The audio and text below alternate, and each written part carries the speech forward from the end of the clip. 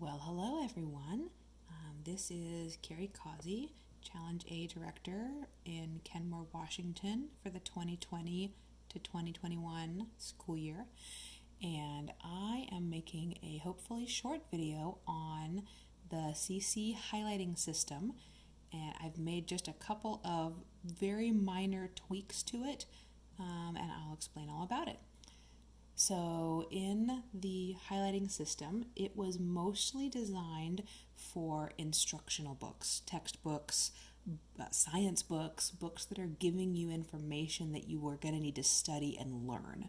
And so all of their colors, they have a 5-color system, and here are my Flair pens, which I love, and they have a color for various certain things, but they're more for getting information into your brain that you're going to need to recall later as bits of information.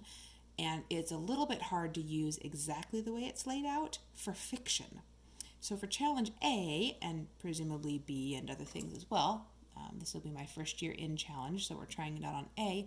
I took their system, and everything is pretty much the same as original. I just gave a little bit more definition to what each of the colors did so that it could also be used for fiction. What I have here is pink is going to be names, places, and dates, anything for very quick reference. Green is the main topic or questions, or if a paragraph starts with first and then moves on to second, or to begin with and following, you're going to pull those out of your text, and I'll show you in a text how this works here in a minute. Yellow is for supporting points, so any details that support what you did in green, we're going to put in yellow, and if you see new vocabulary words anywhere, go ahead and use yellow to circle those two. Your blue is going to be for important quotes, either important or ones that really catch your attention that you specifically yourself want to be able to remember. And then orange is for stylistic techniques. If you find metaphor, simile, if you find parallels or alliterations that really jump out to you, especially if you want to remember them to put in a paper, or if you want to remember them to discuss in class, you'll pull them out in orange. So the main thing I want to talk about in this video is pink and green, because those are the ones you'll start with, and we won't even worry about these ones later. We won't worry about these until later. You'll just start out with pink and green, and once you're comfortable with those, then you can move on to adding some of these other points. The book that I have already started marking is our first Challenge A book, The Lion, the Witch, and the Wardrobe. It doesn't quite all fit on the screen, but that's okay. And I want to show you what I have marked in pink. When it says names, places, and dates for quick reference, most of the time I find I use pink the first time a character comes in, or maybe if they haven't come in a long time and they suddenly appear and start doing things. So at the very beginning of the book, I've got Peter, Susan, Edmund, Lucy, and then I'm going to put in the various, very most basic details about them. So we have the children here, we have house of the old professor in the country, and then the housekeeper named Mrs. McCready. And those are all in pink. They're all separate. But if I wanted to quickly find out what was that housekeeper's name again, I could glance on this page and go, it wasn't them. Oh, there it was, McCready. So this makes it easy to skim later. I think that might be the only time I used pink, because then it's the same things happening to the same people over and over for several chapters. When we meet Mr. Tumnus, he went in pink. When Mr. Tumnus described the White Witch, she went in pink. But that's about it for pink. So pink doesn't get a lot of use in fiction. But as new characters come up, you can do them in pink so that later you can flip through, and all you'll have to do is look for the pink if you're finding out if that was the first time you'd ever seen Mrs. Beaver, for instance. She would be in pink if I'd gotten to this chapter by now. The next color that you're probably going to want to work on very early on is green. And the easiest way I have found to think, especially of green and yellow, is pretend that you're doing an IEW keyword outline through your book. Except this is like a cheater outline because you don't have to draw anything and you don't have to write anything.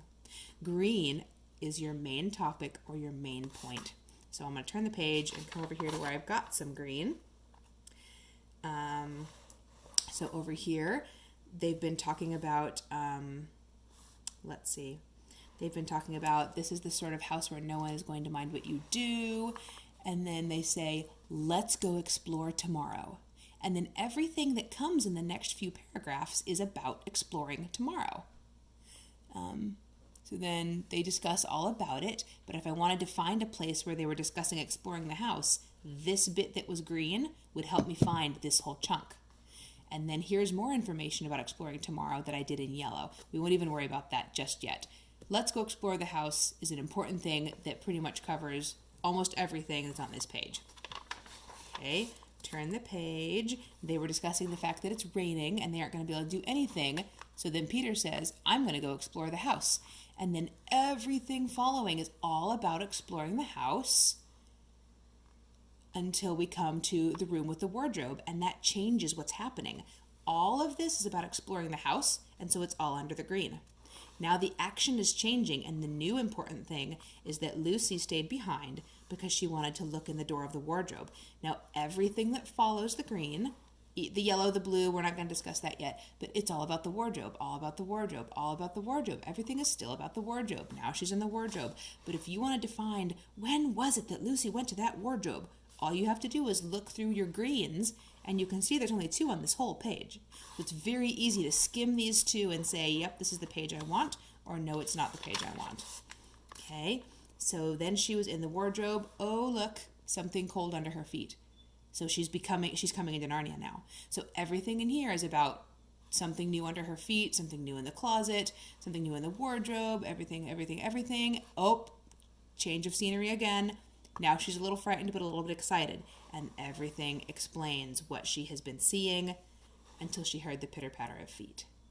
So do you see how that works? You are underlining what in IEW would be your topic sentences. And don't worry about yellow just yet, or blue, or orange, or any of those other things. If you can do 2 or 3 chapters, or even half a book, just pulling out the people. Oh, here I did quite a lot of pink, because in this book, they describe Tumnus for a long time without ever giving his name. So I wanted to underline all the bits of description for Tumnus because he's a new character, so I did him in pink. That's it for the pink and the green. And if you use that for several chapters or even half a book, then you can quickly flip back through, find the important bits that you had underlined, and be able to reference it in class, reference it in your paper, whatever you want. And in the next video, I will describe doing yellow and maybe yellow, blue, and orange all together. So I hope that is helpful for you using the highlighting system with fiction, and we'll see you next time.